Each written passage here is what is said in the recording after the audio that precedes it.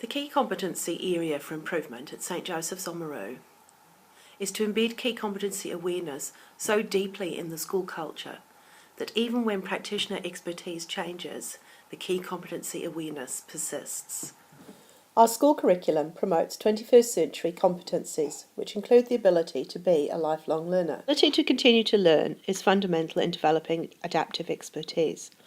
Adaptive expertise is what we refer to within our SOLO framework as extended abstract thinking. It is the ability to apply meaningfully learned knowledge and skills flexibly and creatively in a variety of contexts and situations. Staff recorded in our 2016 staff surveys that they understood the key competencies really well. But at the start of 2017, every teacher reported a mismatch between their expectations for their age group and what their class could actually do in terms of key competencies. Yet we have spectacular video evidence over several years of children with amazing key competency awareness and use. The challenge is sustainability. Hence, the focus of our annual plan for 2017 is rebuild and consolidate. A parent put the challenge in a nutshell in our 2016 parent surveys. There needs to be a lot of things in place to get beyond a 2 on the ITL rubric. According to the Leadership Best Evidence Synthesis, we've got a lot in place or are starting to roll out for Dimensions 1 to 7. In Dimension 8, selecting, developing and using smart tools is the focus of this video. The pedagogical outcome I wish to address through these challenges is to increase the teacher capacity to promote and develop key competencies. We need to make key competencies explicit and accessible to all learners so all can achieve success. So, how do we do this? Not as isolated skills. We tend to teach what we have to assess. Literacy and numeracy skills are an absolute necessity for functioning in the world as it stands, and as it will be, so there's no apologies for that. But we need systematic ways of assessing all the competencies. The crux of the matter is we can't assess key competencies using a rubric or a quantitative assessment system. Richard claims, intelligent performance is not just an exercise of ability, it is more dispositional in nature, in that we must activate our abilities and set them into motion.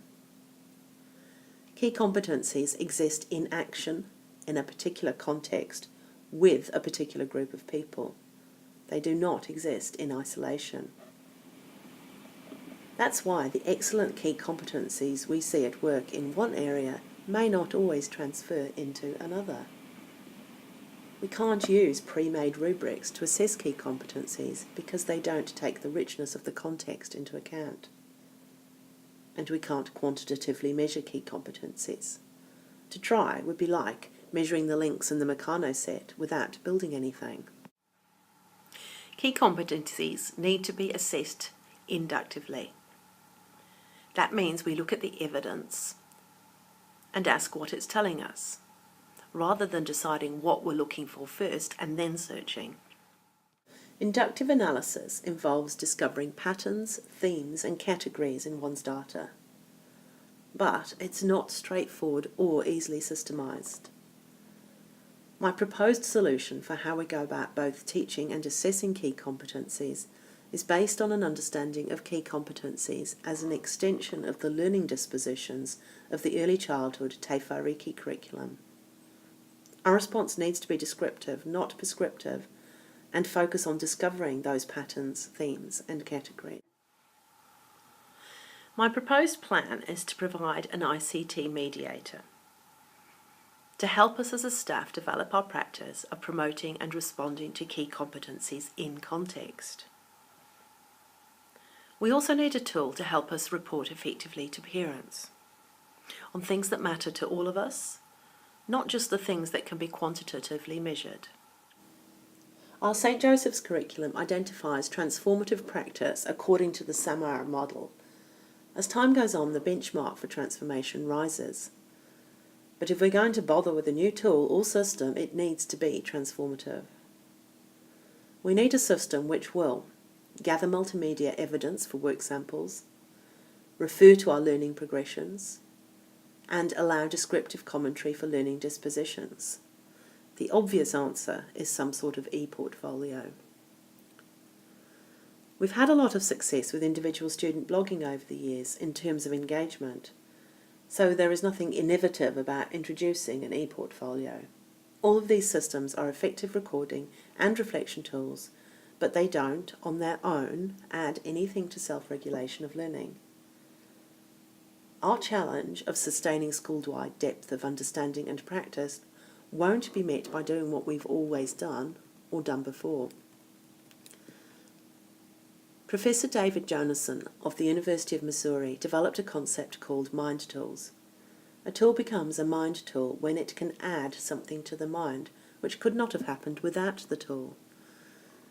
If we use the ability of an e-portfolio to gather and reflect on learning to add to our reflective staff growth, we may be able to use it as a mind tool to engage and facilitate critical thinking and higher order learning in us, the staff. But we can only do this through our own application, in the same way as a pencil as a mind tool is only useful if it's not just used for scribbling. In our case, the more able peers are each other. As a staff, we have a range of gifts and talents which makes us all leaders to each other.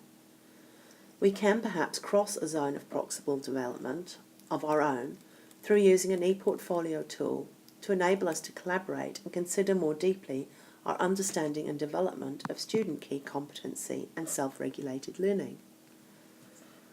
The actual tool may be the Mahara e-portfolio, supported by the MOE, or our own, developed through the new Google Sites tool. My preference is always a tool we can control ourselves. We could make this our main reporting tool to parents, the main focus of our learning to learn development and of our formative and summative assessment practices. Through this, we then put our energy into transforming what we value into an emphasis onto the key competencies, on the holistic learning environment, and on complex and rich tasks. We have to care about these less definable things. That is what true education and personal growth consists of. In the past, we have relied on individual practitioner expertise. My focus now is to enable this to become a shared, collaborative, system-wide expertise, not just a system over the top, which doesn't last once people change. If we get it right, we will be doing very deliberate and focused teaching of exactly what the children need in all subjects and competency areas.